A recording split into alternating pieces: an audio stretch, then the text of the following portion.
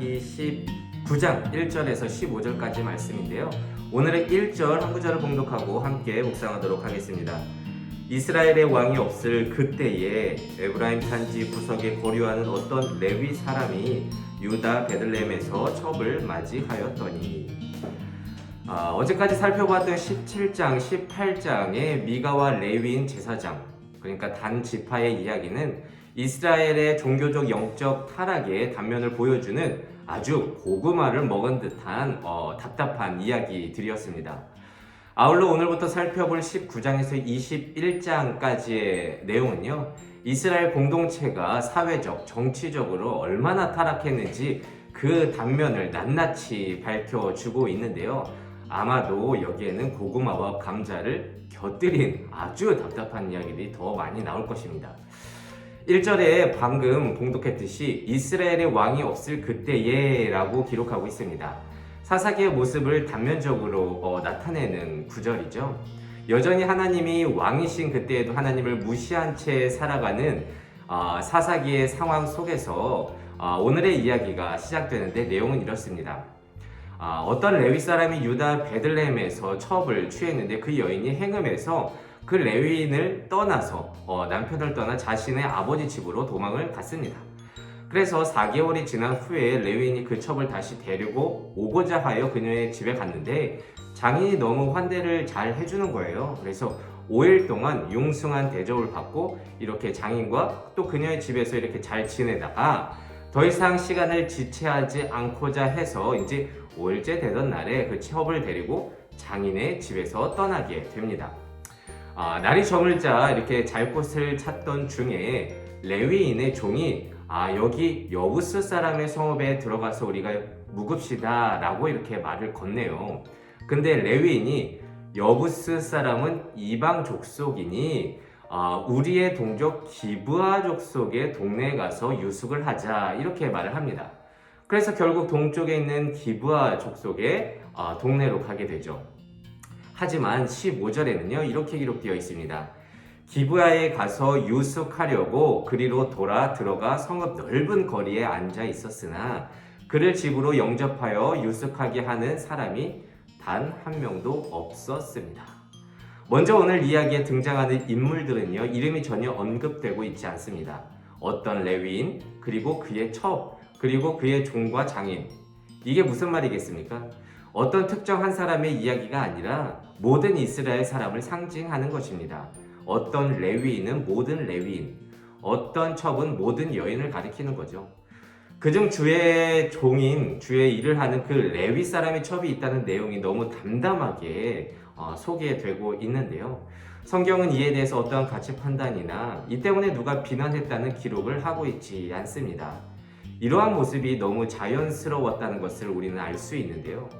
주의 말씀에 순종해서 주의 말씀대로 본을 보여야 했어야 하는 그 레위인이 자기 눈에 좋은 대로 살고 있었다는 것을 적나라하게 보여주고 있다는 것입니다. 종종 역시 사사시대나 지금이나 종교 지도자들이 제일 타락했구만 라고 이렇게 생각하시는 분들도 있겠지만 사사기에서 레위인을 대표적으로 이렇게 기록하고 있다는 것은 상징적인 것입니다.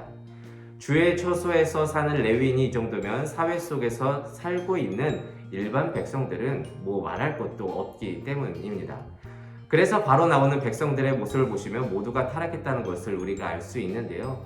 레위인이 집으로 돌아가는 도중에 묵을 곳을 찾아서 여부스가 아닌 동족 기브아 쪽으로 갔는데 그들을 영접하는 자가 아무도 없었습니다. 신명기 10장 19절에는요 이렇게 기록되어 있습니다.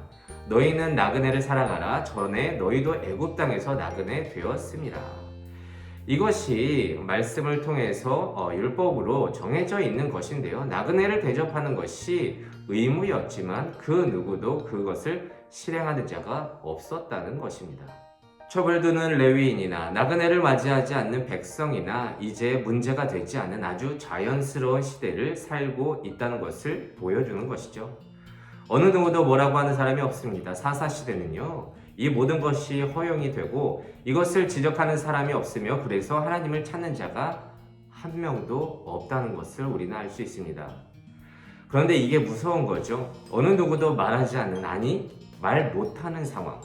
게다가 웃긴 게요, 이 레위인은요, 이방인처럼 첩이 있으면서 정작 묵을 곳을 찾을 때에는 이방인의 곳에서 묵을 수 없다고 이렇게 신앙과 삶의 괴리된 모습을 보여주는데요. 아마도 그렇게 삶에서 고백은 하고 있으니까 신앙인처럼 잘 살고 있다 스스로 속으면서 지내고 있지 않았나 그렇게 생각해 봅니다. 최근 저의 이야기를 해보자면요, 코로나가 장기화되고 모두가 예민해져 가고 있는 상황 속에서 사람들의 눈치를 아주 많이 보고 있다는 것을 느꼈습니다. 그래, 상황이 이러다 보니까 예배, 기도, 성경 읽기 이런 거 너무 강조 못하겠다. 나태해진 신앙? 그래, 이해하지. 어쩔 수 없지. 그런데요, 오늘 말씀을 묵상하면서 섬뜩한 것은 사사기의 때가 그러지 않았을까라고 생각이 드는 거예요. 그래, 지금은 이런 때야. 레위인의 첩? 그럴 수 있지. 나그네 영접? 또 그럴 수 있지. 못할 수 있지. 하지만 그 모든 아니란 생각들이 지금의 사사기로 인도한 것이 아닐까요? 여러분, 우리가 삶 속에서 무언가를 지적하라는 말은 아닙니다. 상황이 조금씩 안 좋아지고 있을 때 이것은 너무 자연스러운 거야 하고 주저앉지 않기를 바랄 뿐입니다. 여러분, 상황을 탓한다고 해서 내 죄가 사해지지 않습니다. 또한 상황 때문이라고 해서 내 신앙이 칭찬받는 것은 아닙니다. 그것과 상관없이 무뎌진 나의 모습을 말씀에 비추어 겸손하게 지금 이 코로나 시국 가운데서도 신앙생활 잘 해내시기를 진심으로 소망합니다. 그래서 오늘은 이렇게 기도하길 원합니다. 하나님, 상황에 억눌려 익숙해진 나머지 레위인이 첩을 가져도 나그네를 환대하지 않아도 자연스러운 사사시대를 보며 나를 돌아봅니다. 우리도 지금 모든 게 허용되는 코로나 시대를 살고 있습니다. 내가 먼저 각자 도생을 해도 누구도 비난하지 않습니다.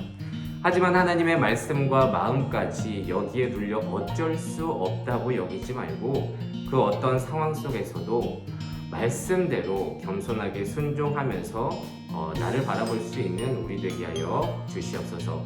오늘도 이 말씀을 붙들고 한날 승리하며 살아가는 우리 모두가 되시기를 진심으로 소망합니다. 기도하겠습니다.